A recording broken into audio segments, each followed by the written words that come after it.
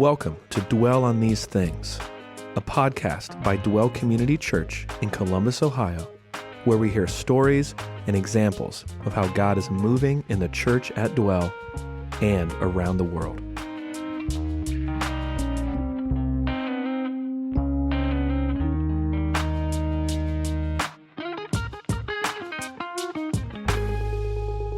Hey, Dwell on These Things listeners, you can find every episode on Apple Podcasts, Spotify, and YouTube.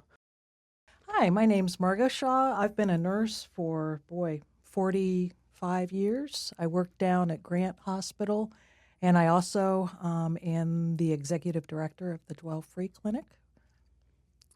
Hello, I'm Mark Reid. I'm a nurse practitioner. I've been practicing for the last 12 years and was a RN 2 years prior to that. And I've volunteered at the Dwell Free Clinic in many capacities, starting with prayer team, volunteering as an RN, open and close, and now, most recently, a nurse practitioner.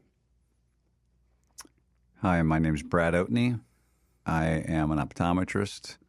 I've been in practice for 36 years. I still love it, which is insane, but it must be a God thing. And I do love eye care. I do love taking care of folks who don't have any plan B.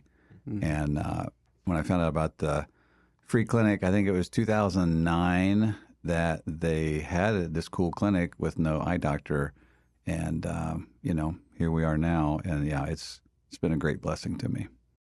The free clinic started up in 2007, and I started volunteering there as a nurse. I actually had just come back from Indonesia and had all kinds of personal crap going on, and I really wanted to have a place to serve. I really wanted to go be around people that were poor and needed help, and so I started there, and it just was an awesome thing for me to get involved with. It really blessed me personally. So yeah, we've been going since 2007. We were at the West Side. Then in 2008, we started a clinic at 4th Street. And then, as Brad said, in 2009, we started the Vision Clinic in addition to the medical clinic there on 4th Street. We've got about 25, 30 volunteers that help us out. We've got nurses, nurse practitioners, doctors, administration people, and prayer people. Most people don't really know we're not just some random clinic out there that Dwell put a shingle up. We're a part of a sort of a community of healthcare networks with 53 different clinics in Ohio. We're underneath the Ohio Department of Health. Last month in 2023, that group of clinics provided over $204 million worth of health care. So we're a real clinic. We do real care, and we're underneath that umbrella. We did get a AAA rating, from the Charitable Health Work Clinic Network, meaning that we go through all the standards. We have quality of care assurance markers that we're meeting, and we're updated every quarter. We do a report, and we actually do get federal funding because of the work that we do. I got involved around 2008. I remember when Dr. Tony Corey presented to a small group of us at the 4th Street Pavilion about the free clinic and got really excited. I think I was just starting nursing school at that time, but I caught the vision of being a part of the prayer team. And so I volunteered at 4th Street, but also spent some time over at the West Side Clinic too. Yeah. And just ever since, I've been involved in some capacity. I think 2009, I heard about the clinic. I can't remember how. And so I had a couple of buddies in my home church, and I found a place that would rent temporary clinic equipment to me. And so I had to come about an hour and a half early. It was like a MASH unit. You had to set up all these kind of clunky things and had sandbags around him, and one guy would bring the weights from his basement that we'd put on us so it wouldn't fall over and whack the patient in the head. And it was definitely pretty rudimentary. And but it, we were just like, we want to help people. And interestingly enough, went to a prayer meeting that Gary DeLasham had on a Sunday evening. And we prayed that Sunday night about, God, if you want us to have a place with a little more permanence, that would be great. And Monday afternoon, an equipment dealer I know walked into my office and said, "Hey, are you still thinking about that free clinic you talked about a while ago? If that's what you want to do, I'll just give you all the equipment you need." So I was like, that looks like an answered prayer, perhaps. And so I thought, well, it seems like God's behind it. And, I have a clinic that, if you went to there or someplace else, you would be like, wow, I'm at the eye doctor's. And so it's nice having a chair and stand and some modernized equipment. And then I met another friend at a conference, and I was telling him my woes of, I've got all this amazing equipment, and I don't have a way to provide glasses or lenses or frames. And he gives me a business card and says, just call this number. This random CEO that I had dinner with at, I can't remember where it was, the French place there on Bethel Road. And he gives me this, I call this number, and for 10 years, this guy took care of every pair of glasses I ordered for somebody. Never, I said, you going to put a shingle up or I give you advertising? He's like, no. That's if you don't get income from it, I want to get behind something like that. Wow. So again, sounded like and appeared like God's hand was on it. And when you look at that and you look at there are I think 1.6 billion people worldwide who have no access to eye care. And so we do a lot of international mission work, eye care work through Dwell.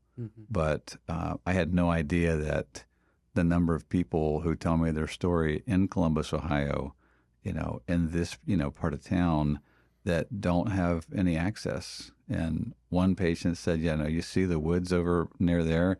That's where I live. And I just remember being completely devastated and stopped in my tracks thinking, I think I can donate some more of my time for something like this. So, the evolution has been super cool and very gratifying. As providers, we seek to not only meet individuals' healthcare needs and medical needs, but also engage them spiritually. That is one thing that the field of nursing medicine has come to realize the last couple of decades is that, the spiritual wellness of an individual is very important to their overall health. And so even in secular settings, it's encouraged to even engage patients spiritually if they're open to that. And we have a unique opportunity having this free clinic connected with Dwell where that is trying to engage spiritually. So a lot of patients are coming from war-torn countries as refugees, as asylum seekers, and so they have a lot of trauma. They're seeking answers. And as providers, we're kind of one of the first contacts in the free clinic outside of the nurses, and we have a cool opportunity to engage them spiritually, and encourage them towards, connecting with the prayer team, and it's very gratifying. Another role that we have is the prayer team, who usually hang out in the waiting room and get to know the patients that are there. We have some clients that have come and really are just coming to hang out and talk with people, and the prayer team's great at warming up relationships. But when people decide that they do want to go and talk with somebody in the prayer team, the member of the prayer team will go through a spiritual inventory and ask different questions about their beliefs and kind of defining what they mean as what is a Christian. And most of our clients who are Americans come in and I would say 90% of them say, oh yeah, I'm a Christian. But when the prayer team person goes through this spiritual inventory and starts kind of defining their terms and looking in the Word, It's specific verses of what that really means to be a Christian. Even just 2 weeks ago, we had a guy in, and the prayer team member went through that inventory, and the guy's like, I've been going to church. I have never heard this. I have never heard what the whole deal with the cross was. And that happens really frequently. And people realize, I say I'm a Christian, but I'm hearing something new. And that's one of the things we really are prioritizing with the clinic. Each patient, when they're there in the waiting room, we give a little kind of an opening talk about what we're about. We give the gospel there. Our providers are awesome about talking about that with the clients. And then the prayer team folks really do bring up the rear with that. So there's lots of opportunities. I think we were just talking earlier, within the last couple, maybe 4 or 5 months, we've had 2 folks come to Christ because they went through this inventory and were like, well, yeah, that sounds awesome. I definitely want to pray for that. I think a lot of people come in, and the gal, I think a month ago, who did pray to receive Christ, she initially got there and was talking about being so isolated. And I think people really sense that there's a community there. Oftentimes people come in. We had a gal come in maybe 6 months ago to see Brad. Her retina was detaching, and Brad, within a day, got her hooked up with some surgery. I mean, it was an amazing thing. But she came in and was so isolated and so scared, and it was a great opportunity to provide her support. I talked with her on the phone for months after about the surgery and whatnot. So I think we are providing some community in that way. Yeah, I found it can be pretty disarming. They're kind of, sheepishly looking around a little bit, and I'll say, look, if you're wondering if you're going to get a big hammering about God from me to get an eye exam and a pair of glasses, you can take a deep breath, because it's not that. It's not a bait and a switch. I'm going to give you good care, and I'm going to make you see as well as I can, regardless if you want to hear about God. Having said that, the other problems you're talking about, I mean, I can help your visual needs, but I got a friend named Jesus who can help a whole lot more of the needs that you're talking about. And if you're interested, you can go back and talk to somebody in the prayer team, but by all means, you don't have to. And I just think I would want to be treated like that if I were on the other side of the free clinic door. So I think that I try to stay cognizant of that. And it seems like people really appreciate it. And then they'll start saying, do you get paid? Why do you come here? And they start asking more questions about God. And it's, I don't know, I just think it's a neat exchange where we're providing something that they have no access to, and we're not asking for anything in return. I mean, it's pretty cool. It's really cool, too, because we have so many international people coming. We have a lot of, we're so close to OSU. We've got grad students, and their moms and dads are coming from West Africa. They've never had any kind of Western medical care. We've got a lot of Muslims coming, and it's wonderful to have them in this building that they know is connected to a church, knowing that we're interested in them. We want to talk about the Quran with them. We're not pushing anything down their throat, but we're happy to share with what we believe. And there's one guy that we've walked through some stuff in the Quran. He's challenged me to read this chapter. I've challenged him to read this chapter in the Word. So it's a really nice kind of way to talk about important things. I think we had a family of 3 with a little 4 or 5-year-old. They walked here from another country, and I didn't believe it was possible. I was like, I don't have my doctorate in geography, but I mean, can you really walk? Or I guess you walk and you swim and you walk through the jungle and you. Yep. And I heard this story and I was like, I don't think this is really true. And I researched a little more, and it is true. And it took them like 3 months on foot, grabbing a boat ride here and there and whatever. And they took this little under 4 or 5-year-old with them who has diabetes, who has an eye problem. And they got here, and we were able to get them services. You hear something like that, and you think, we're blessed to be a blessing to other people. I mean, when you have those people come in and they just tell you these stories, and they're not asking for a handout. They're just like, this is available here. Like, I can't even believe it. Yeah, that to me, it's a very and it's an enjoyable exchange, and it's just it's a real privilege, I think, to use the training that we have and the skill set that God's given us to. I mean, they're like, look, this isn't available where I came from. I mean, that's why I left. And it wasn't safe. And we had, all these food insecurities and water insecurities and no access to health care. And I think the tip, me personally, most of the folks I know, that you would be like, that's just not possible. Like, I don't believe your story. And I think being in the clinic and you actually see them and interact with them and try to give them the love of God, it is, there's just nothing like it.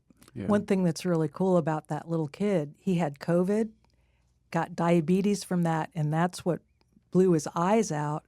And he's involved with some families that go to Dwell. That little guy, we got him into Children's Hospital to see an ophthalmologist, and he's got all the care that he needs. That's amazing. He's got all the support with several folks in home churches and access to Spanish speakers here in Dwell. So that's what's so cool, is when so many pieces come together. Because I asked him, I was like, are you talking like a jungle, like with snakes jungle? Yeah. Or like another kind of jungle? And they're like, no. And I'm like, so you're giving a child insulin injections in the jungle like every day, wondering what the next day is? And they're like, yeah. And I was like, no further questions. Yeah, they left because they had a little cooler with the insulin in it. They couldn't get any more, so they left the country. One of the things I love talking about with the clinics is personally a relationship for me. Years ago, I think it was probably in 2012, I met a very young woman who grew up in foster care, and through some really bizarre circumstances, we started talking and we started spending time, and she's become one of my dearest friends. She would say that she's a member of my family and my daughter, and we've been through several health scares with her that she's got no family. She's got nowhere to go, but now she really feels like she's in our family, and I love her to death. So I think for me, that's what I think the free clinics is about. We give really great care, but we also are there to be open to relationships and to really make an investment in the community. I just wanted to kind of say, in the last year, we've had 225 visits to the clinics, and that's over 153 specific patients. The majority of those are not Dwell members. They're people that see us on Facebook, or they live close to 4th Street, or they're just going online to the Department of Health or other places to see where free clinics are. So they have no idea what Dwell's all about, but they're coming and getting this excellent care. So it's just really cool. Yeah, it's nice to have some young people like Mark. Margo and I are not going to live forever. So to do this, I'll probably do it until I'm like walking into the wrong room, or I'm banging into the wall or something. And they're like, no, Dr. Oatney, you come over here. Your patient's over here. So I'm glad to see the next generation of professionals understanding that, it's the importance of being able to give back and doing it early in your career, and just the enormous blessing you get from doing that. I mean, you think that people get the blessing from the care. I'm doubly blessed compared to what any patient gets. So Definitely. If there are any young optometrists out there, that would be super dandy to meet you. Yeah. Yeah. Totally. And the same would be true for any nurse practitioners that have experience in primary care or feel led to check out what the free clinic is like and are interested in volunteering. Could always use more providers, more RNs, nurses, prayer team volunteers, and open and close. Open and close is kind of the person that coordinates kind of beginning to end of the clinic. They ensure kind of the flow of the clinic keeps moving, and It's almost like for those from a nursing background, it's kind of like the charge nurse of the free clinic. So kind of need volunteers in all those areas, don't we, Margo? We sure do, and prayer people too. Mm-hmm. And it is a different kind of role with prayer. It's not real typical dwell. It isn't kind of having a conversation. We really do go through this spiritual inventory, and it feels really awkward when you first start it. Mm-hmm. But the results are amazing. Mm-hmm. A few years ago, our home church was volunteering to take on the whole night. And 2 gals were there. They'd never done this before. And I'm like, just take this inventory, go through it, and go ask these questions to the person. And they did that. And I'm not exaggerating. The person was like, wow, so he's like the fall guy? He died on the cross for me? Yeah, I'll pray to do that. And they come back to me. They're like, oh, my God, it worked. And I'm like, okay, well, try it again. Ask the same questions to the next patient. And I'm not exaggerating. The same thing happened. Mm-hmm. They went through that, and the person was like, I've never heard this before. If this is what the Bible says, then yeah, this is what I want to do. So we need people that are willing to kind of just come and be a little bit awkward. After you're there for a while, you just start to love it. And the patients will love you back. They're really awesome to be around. Yeah. It's such a picture of 3 fish and 2 loaves. It's not that we're so incredibly clever, but we show up. Some of us have education in certain ways, but God does something really amazing. And it's just that example that it's God's grace and His strength, the Holy Spirit in my life that makes an impact. It has so little to do with me. Yeah. It's God, but I get to watch it happen through me. And that just is, I love it. It's really great. Just reminded of God's heart for the poor, just how much He loves the poor, and how we're in a position where, we can give what He's, given us, blessed us with, to give out and to really enrich others, and spiritually, medically, relationally, and it's super rewarding. It's really cool to know that we're kind of at the center of God's will, serving the poor and being able to be a part of this. Absolutely. Yeah, I walk into those clinics typically, and I try to get my head straight before I walk in.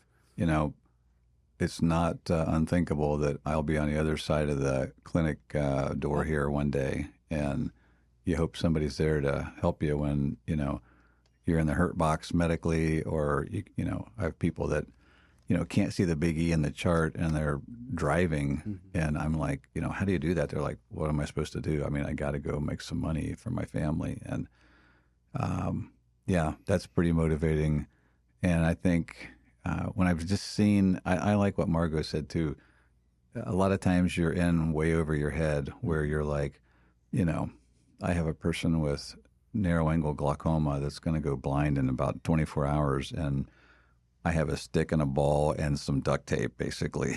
I mean, to look at that. And then just call a friend, ophthalmologist, or call somebody at OSU, or Tony Corey would connect me with another person who would connect me with another person. And I'm calling him at home at 7:30 at night saying, do you think you could see this person for me? And it's just crazy. And I'm at this free clinic, and they're like, sure. And I'm like, man, oh, me of little faith. Here I'm fretting and rubbing my hands together. And, if God is guiding someplace, He provides. And, it's a nice cliche, but when you see it come true, it does build your faith, and it does help you think, like, what if you were the person with this sight-threatening problem and you just stayed home because there's no options? I mean, that's bad. And then you lose your vision permanently when it could be prevented. So it's just things like that where it's just neat to watch God come through. And it's very faith building, and it's fun to be doing it with a group of people. Like, I feel like Margo and I feel like we're old friends from the war or something. I mean, it's pretty cool. And Tony, and so. Yeah, it makes me remember too, the reason I started volunteering is because I wanted to be around people that had needs. I think all of us, our lives get busy. We do a ton of Christian things. We teach, we take classes, we do all this stuff. I really want to have a block of time set aside where I know I'm going to be talking to people that don't know the Lord, people that are different than me, that maybe are politically way in a different spot. I want to be around that, and I want to. This is a consistent way for me to be able to be around people that I can show that love to. I think that's so important. Yeah. No, I think that I do agree with that. You know, the Bible talks about blessed are the poor in spirit, for theirs is the kingdom of heaven. And you know, it's one thing when when your life's going well and you know all your needs are met and you know you're cruising along. You might be a little bit less thinking about eternal things and what life's all about. But when life turns a corner on you and either tragedy hits or health crisis hits or financial ruin hits you out of left field, and you're waking up numb to, oh my gosh, what do I do? And you have an opportunity to go get some help. And the people there are kind to you, and they're saying that we're doing this because of the love of God. That is something very special to be a part of. I'm blown away too by with Ohio receiving like the 8th largest portion of immigrants, asylum seekers each year. That inevitably Columbus gets a lot of those individuals resettling here. And what a cool opportunity that we have to share the gospel with people who, like Margo has said, Brad has said, have never heard it. And maybe back in their home countries may likely had lower chances of ever hearing it. And we got a really cool window from God, you know, to share his love, share his message of grace with these individuals. And then also individuals who are impoverished here in Central Ohio, who have been born here. So it's an amazing opportunity. I love too just the connection with the patients.